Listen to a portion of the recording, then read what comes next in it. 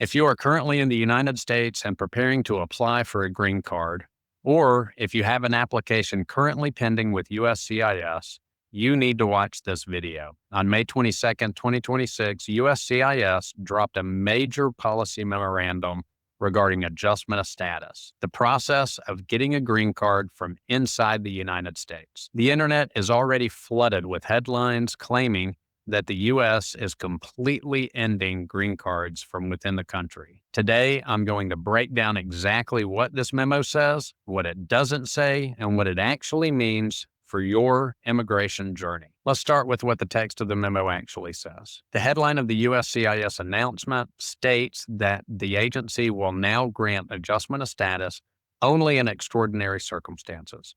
The memo directs officers to view adjusting status from inside the U.S. not as an automatic right, but as an extraordinary form of relief and a matter of administrative grace. The government's stated goal here is to push people toward consular processing, meaning they want temporary visa holders like students, tourists, and temporary workers to return to their home countries and finish their green card process at a U.S. embassy or consulate abroad. The agency's argument is that temporary visas are meant for a short time and a specific purpose, and a temporary visit shouldn't just be a shortcut or the first step to permanent residency. They are instructing officers to heavily weigh negative and positive factors to decide if an applicant truly deserves this, quote, discretionary benefit. Now let's talk about what this announcement does not say, because this is where the panic is outrunning the reality. First, and most importantly, this memo does not change the law. Under the Immigration and Nationality Act, USCIS cannot simply delete the adjustment of status process. Only Congress can change the statutory rules of who is eligible for a green card. What USCIS is doing here is shifting internal instructions to its officers on how to use their discretion.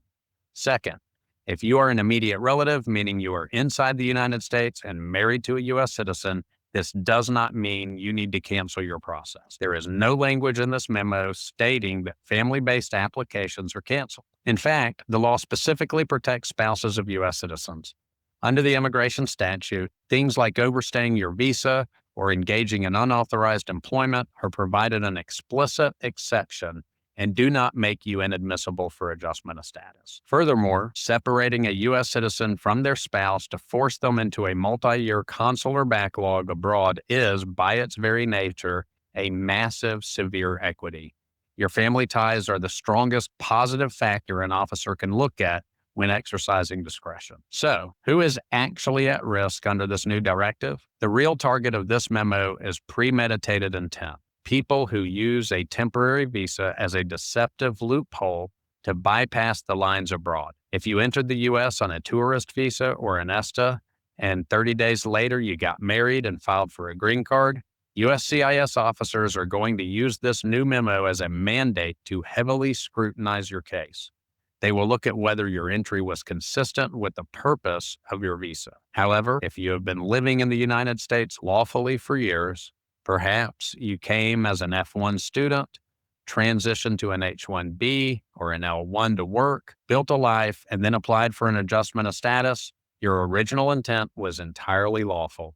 For employment-based categories, it is also important to remember that visas like the H1B explicitly allow for dual intent by law. You are legally permitted to seek permanent residence while holding that temporary status. The bottom line is this: the days of treating an adjustment of status application as just a matter of filling out checkboxes and mailing in forms are over. Every single case we file moving forward must be treated like a trial. We have to front load our applications with robust discretionary packets, including hardship declarations, proof of deep community ties, financial joint assets, and absolute evidence of good moral character to prove our clients merit that administrative grace.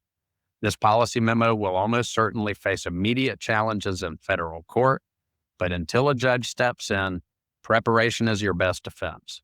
Do not panic. Do not make rash decisions like canceling your pending applications, and make sure your file is legally bulletproof. Stay safe, stay informed, and I will see you in the next video.